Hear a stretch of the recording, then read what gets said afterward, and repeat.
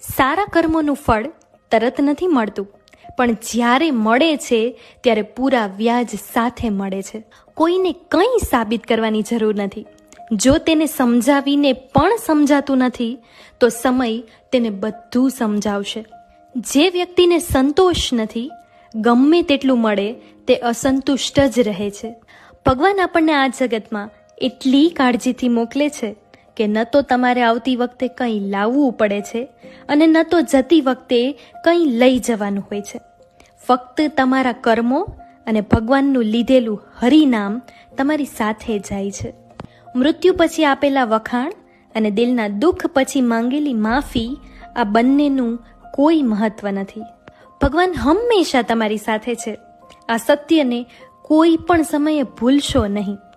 તમારી સાથે ભગવાનને જાણવાની અનુભૂતિ અને તમને નિર્ભય અને પાપ રહિત બનાવવામાં મદદ કરશે. આ કોઈ ઠરાવ નથી.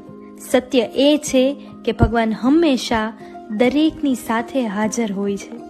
દુઃખી હોવું એ મનનો વિચાર હોય છે અને સુખી હોવું એ પણ એક વિચાર હોય છે.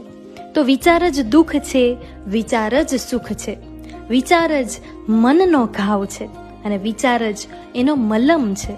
માટે સારું વિચારો તો સુખ છે અને ખરાબ વિચારો તો દુઃખ છે. Download ShareChat.